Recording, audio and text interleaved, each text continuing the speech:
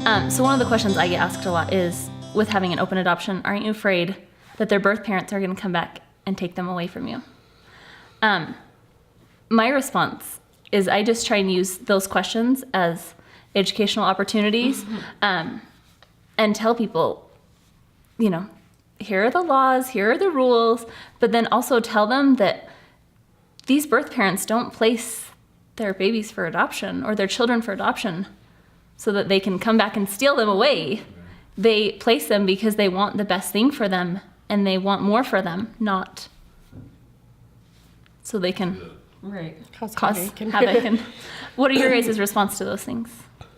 Quite honestly, I think just ourselves going into it, we waited quite a few years from the birth of my second son, from when we had all the health concerns to when we really decided we were going to be able to okay, we feel good about this, let's move forward with adoption.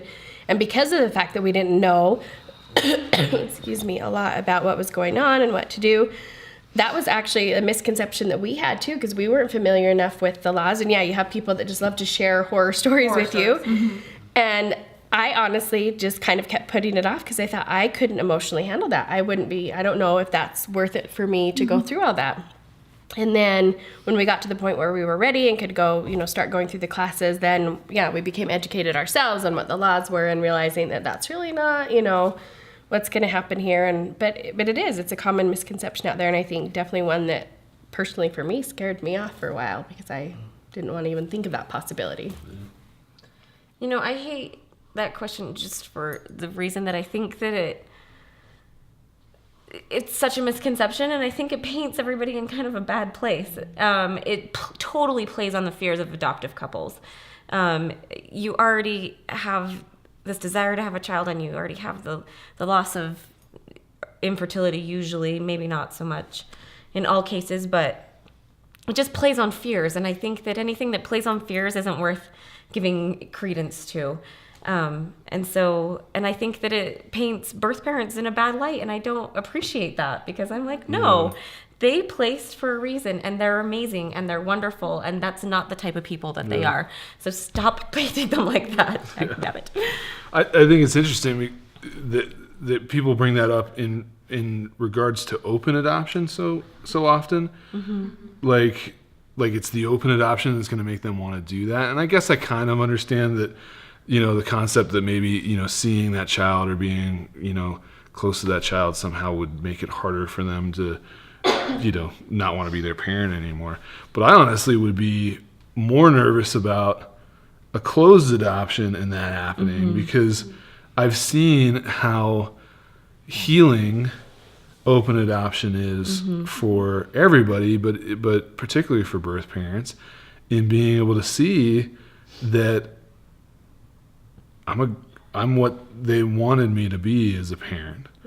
Not that I'm perfect, but my kids' birth parents have told me that. They've said, seeing you be a father, seeing your wife be a mother, helps me to know that this was the right decision.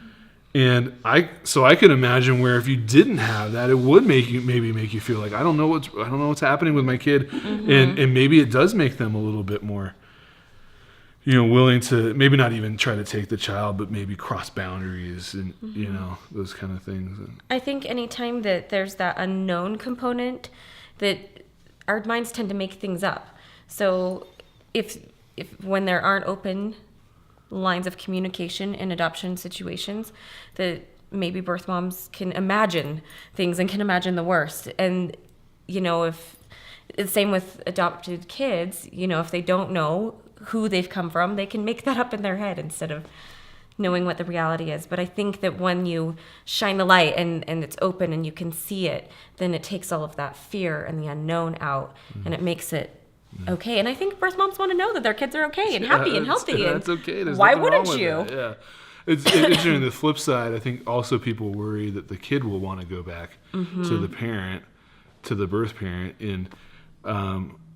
and that the birth parent's going to be waiting for that. It's about time. But it's funny. I mean, I've heard so many stories, especially with families that have older kids, where maybe the child does, because as kids, like, we use anything we can against our parents, I'm gonna right? find. Where's your button? I'm gonna go, and with open adoption, I guess that could make it a little bit easier to be able to say, well, I'm going to so-and-so's house and I'm gonna live with her now, and I actually worked with a lady where that happened. It was either that or the child said, well, my birth mom wouldn't make me do that. And because of open adoption, she was able to call up the birth mom and say, hey, this is what's going on. Birth mom gets on the phone and says, you do not talk to your mom like that. You're not coming here. I would make you do that too. Those kind of things. And so I think, like you said, it plays on, that kind of question, that kind of thinking plays on these fears that just aren't true. These things don't happen.